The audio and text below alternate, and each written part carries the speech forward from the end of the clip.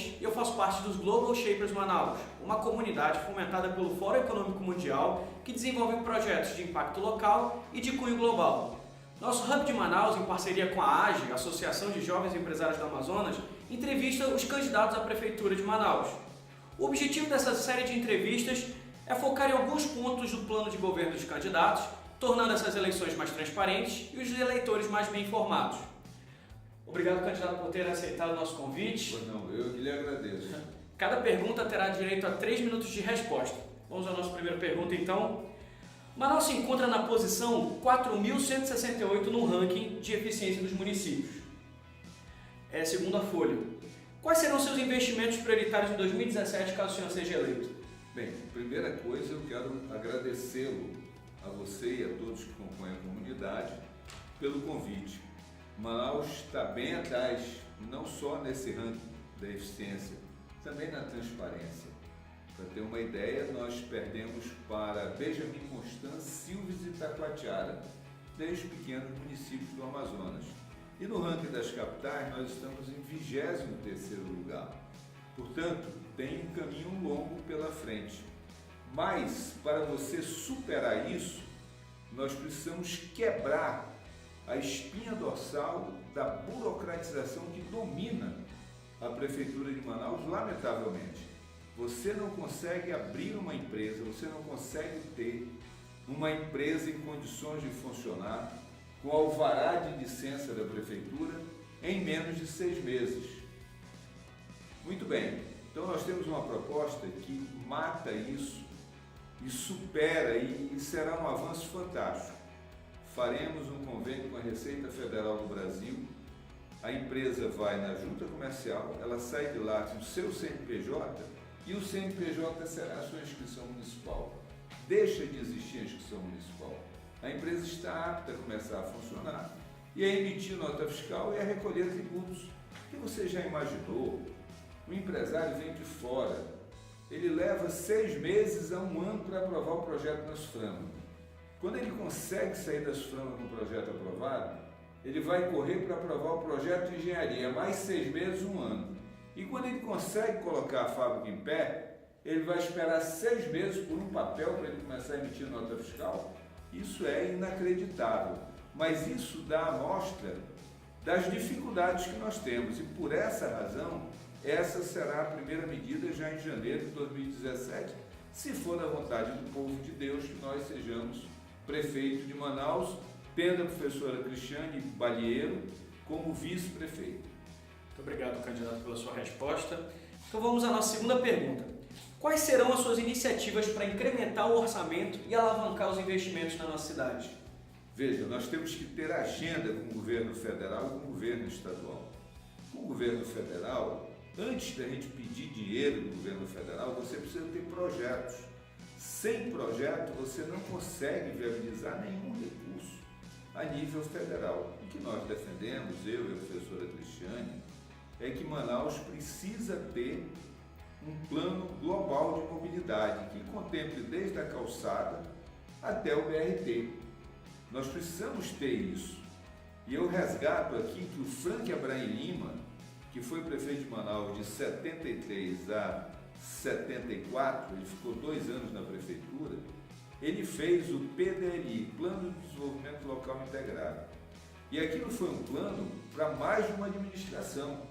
Ele não conseguiu fazer nenhuma obra do PDLI, mas quando ele saiu, depois dele veio o Coronel Jorge Teixeira, prefeito de Manaus. E depois do Coronel Jorge Teixeira, veio o José Fernandes. Muito bem, Coronel Teixeira fez a Djalma Batista. Você não conseguiria andar em Manaus hoje sem a Djalma Batista. O José Fernandes fez a Avenida Brasil. Você não andaria em Manaus sem a Avenida Brasil. Agora, tudo isso tem um nome que não está na placa de nenhuma inauguração, que é o do Frank. Mas ele fez um trabalho que valeu para 2 administrações na frente.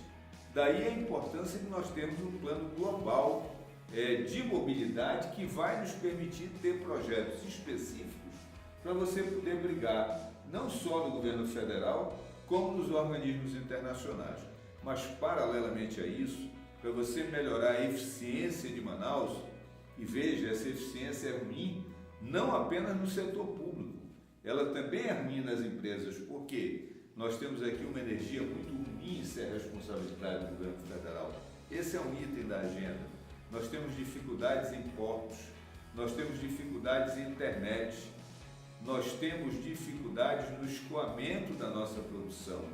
Daí ser o item número 1 da nossa pauta com o governo federal, a reabertura da BR-319, porque com isso você vai ter mais uma alternativa de escoamento e produção, além do que de recepcionar mercadorias pela via rodoviária.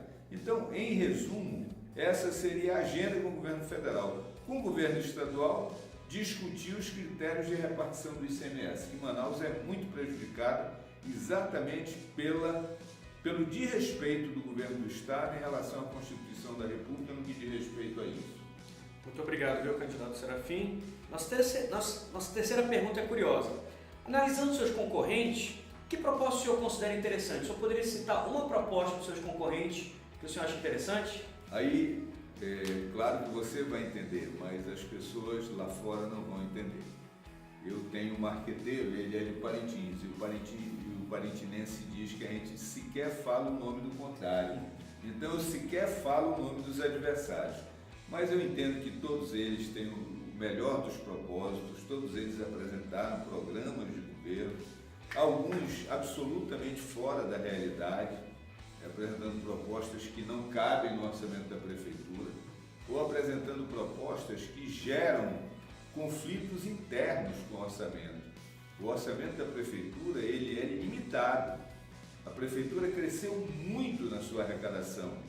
No meu período foram 5 bilhões e 800 milhões. A atual administração já tem algo em torno de 15 bilhões. Portanto, bem mais recursos que eu tive à época em que fui prefeito. No entanto, não é essa a questão. A questão é que tem propostas aí absolutamente descoladas da realidade, inclusive sem saber como as coisas funcionam, porque tem alguns candidatos que são marinheiros de primeira viagem e que não têm noção, mas eu tenho todo o respeito por eles, não farei nenhuma crítica nenhum, agora não vou também fazer nenhum elogio, não vou também destacar nenhuma das propostas deles. Muito obrigado, candidato Serafim. Nossa próxima pergunta fala sobre o seu plano de governo. Qual será o seu principal projeto na sua gestão? Se eu tivesse que eleger um principal projeto, qual seria? O senhor poderia falar dele um pouco? Posso sim, e na verdade são 3 projetos interligados. E esses 3 projetos, eles misturam educação e saúde. Nós temos que trabalhar para as próximas gerações. Nós temos a 3ª maior rede municipal de ensino do Brasil. Só perdemos para São Paulo e Rio de Janeiro. Já tivemos, quando eu fui prefeito, 247 mil alunos. Hoje, temos 220 mil alunos. Então, são 3 providências. A primeira, todos os alunos da rede municipal, esse universo de 220 mil, passarão por um exame de vista. Se eles tiverem necessidade do óculos, eles vão receber o óculos da prefeitura. Porque uma boa parcela desses alunos, eles não conseguem aprender, que eles não conseguem enxergar. E isso foi uma constatação que veio de um candidato a vereador nosso, que tinha uma mãe lá no Armando Mendes que disse: olha, eu achava que a minha filha não aprendia porque ela não queria estudar, mas é que ela não enxergava. E eu levei tempo para descobrir isso. A professora dizia: olha, tem alguma coisa com ela, não sei o que é, mas finalmente descobriram que a garota não enxergava e por isso ela não aprendia. O segundo são aqueles exames básicos que todo garoto de classe média faz: exame de fezes, sangue e urina, para que você possa saber se aquela criança está com anemia, se ela é pré-diabética. Eu tive um depoimento de uma professora, ela me disse o seguinte: Serafim, eu sou professora de educação física, 392 alunos, 12 alunos estão no peso normal, 380 ou são obesos ou estão abaixo do peso. Pior, a merenda, Nescau, portanto achocolatado, né? E bolacha Maria. Então, se essa criança tem tendência a ser diabética, ela vai acelerar a diabetes. E o terceiro programa é fazer com que essas 220 mil crianças passem por aplicação de flúor, exame dentários e também, obviamente, esse acompanhamento. Se houver necessidade de extrair o dente de leite para poder nascer mais rápido, o dente definitivo, isso será feito.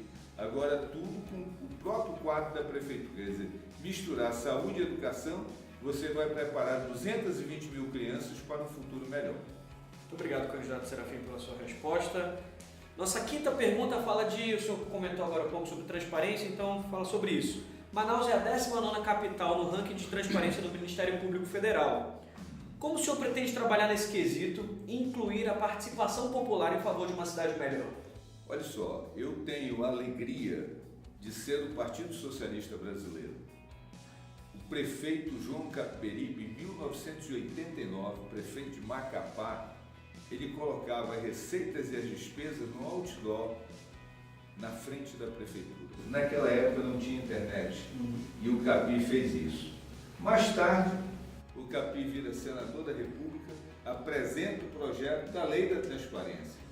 Esse projeto é aprovado, vira lei e é a Lei da Transparência que temos aí. Quando eu fui prefeito de 2005 a 2008, eu cumpri a Lei da Transparência sem que existisse a Lei da Transparência. Todos os dados da prefeitura estavam na internet. Houve uma vez, ia haver um aumento de tarifa de ônibus, e aí houve uma certa celeuma assim, não, nós queremos ver a planilha. Eu digo, mas ela está na internet. É só você acessar o site da prefeitura, a planilha está lá, não tem discussão.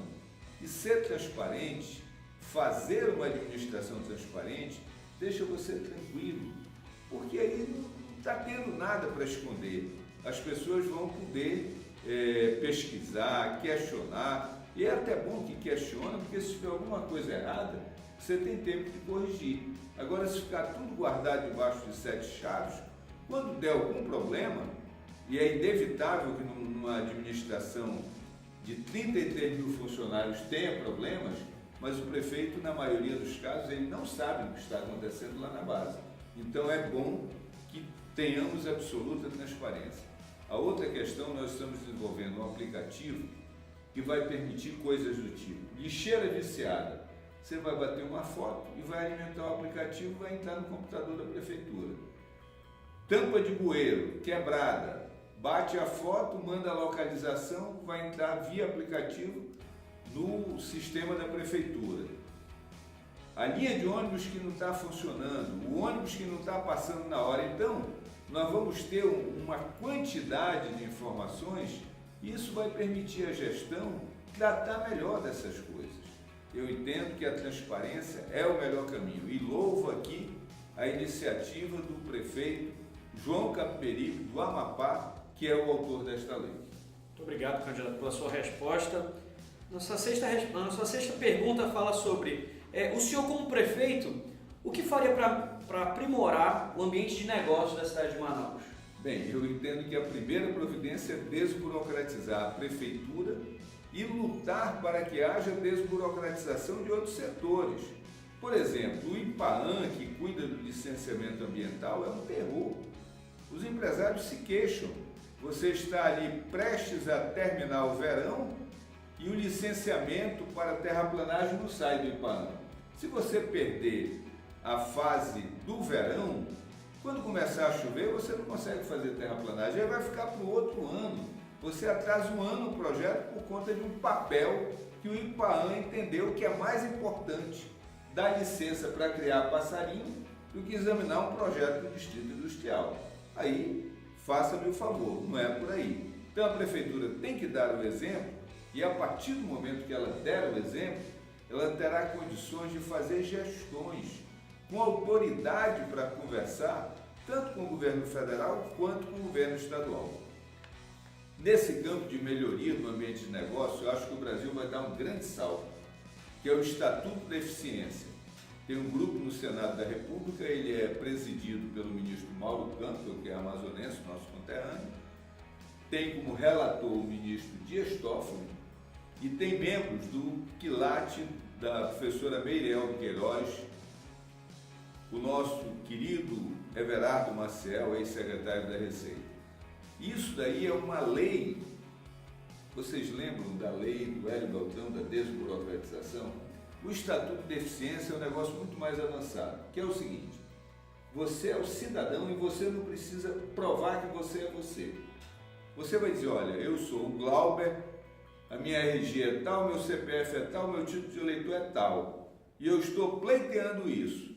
Por exemplo, você, para ser candidato, nós temos 62 candidatos a vereador, candidato a prefeito e vice, 64 pessoas. Nós temos que apresentar 1.080 documentos que tiveram que ser retirados nas diversas repartições. O Estatuto de Deficiência, você vai dizer, olha, meu nome é Serafim Fernandes Corrêa, meu RG é esse, meu CPF é esse, meu título de eleitor é esse, e eu quero ser candidato. Cabe ao serviço público correr atrás para saber se tem alguma coisa contra mim. Não eu provar que eu sou eu e que não existe nada contra mim. Vai inverter. Aí a máquina administrativa vai ter que funcionar. E hoje ela não funciona, hoje ela não trabalha. Ela joga na costa do cidadão para que o cidadão corra atrás e faça o serviço daqueles que são pagos para fazer e não fazem. O Estatuto de Deficiência vai mudar isso. Vai ser um grande avanço no Brasil.